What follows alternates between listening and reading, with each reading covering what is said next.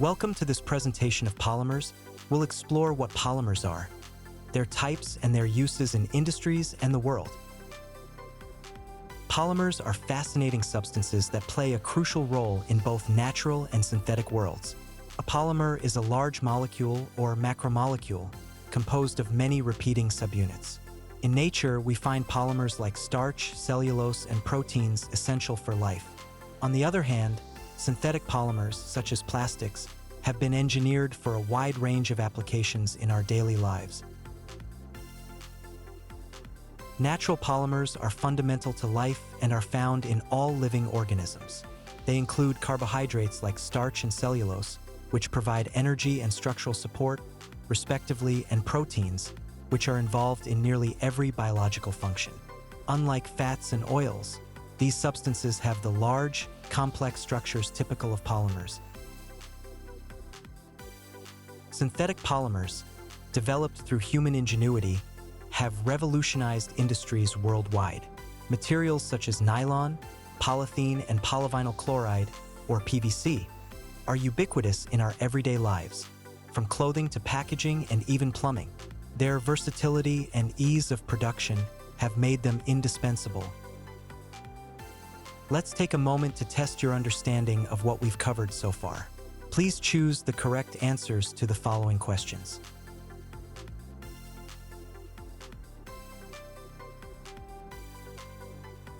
Polymerization is the chemical process that combines small molecules or monomers to form a large chain or polymer. There are two principal types of polymerization. In addition, polymerization, monomers connect without the loss of atoms. In contrast, condensation polymerization involves the linking of monomers with the release of smaller molecules such as water. Addition polymerization involves the combination of monomers with unsaturated bonds, often carbon-carbon double bonds, to form a large polymer chain. In this process, no atoms are lost. The mechanism starts with initiation, where a free radical breaks a monomer's double bond. Next, in propagation, the free radical adds another monomer, creating a new free radical, and this process repeats, leading to a growing polymer chain. Finally, termination occurs when two free radicals combine or the chain is deactivated. An example of addition polymerization is the formation of polyethylene from ethene, which is commonly used in plastic bags and containers. The result is a polymer with a high molecular weight, which can be molded into various shapes. One common example of addition polymerization is the formation of polyethylene, which is derived from the monomer ethene, commonly known as ethylene. Ethene has a double bond between the carbon atoms. During polymerization, this double bond breaks, allowing ethene molecules to link together to form a long chain.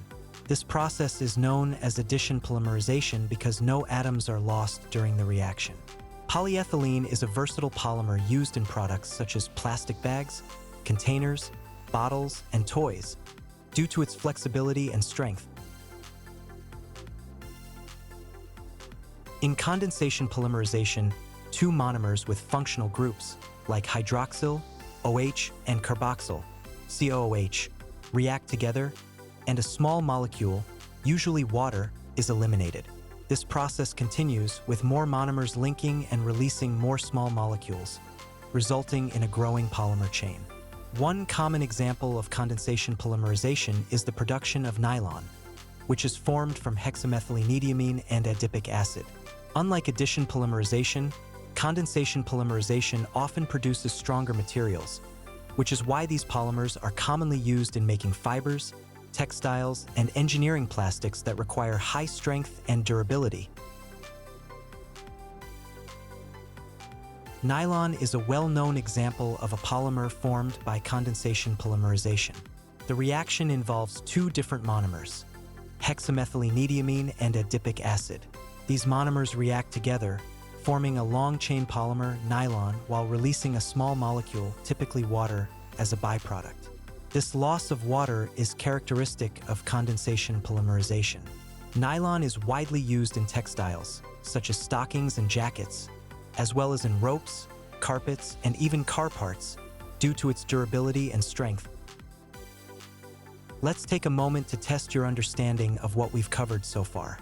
Please choose the correct answers to the following questions.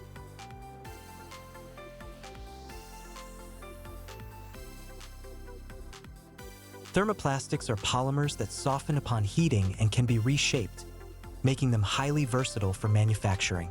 Examples include nylon and polyethylene. Thermosetting polymers, however, undergo a permanent setting once they are hardened. They cannot be reshaped or remolded after their initial formation, with examples such as bakelite and ureamethanol. In summary, we've explored the world of polymers, distinguishing between natural and synthetic types. We've delved into polymerization processes, understanding both addition and condensation methods. We've differentiated between thermoplastics and thermosets, and discussed the significance of vulcanization in enhancing rubber properties. Thanks for watching. To deepen your understanding of any topic, explore our comprehensive resources, including revision notes, past questions, gamified quizzes, and workbooks. These tools are designed to help you master the concepts effectively and enjoyably,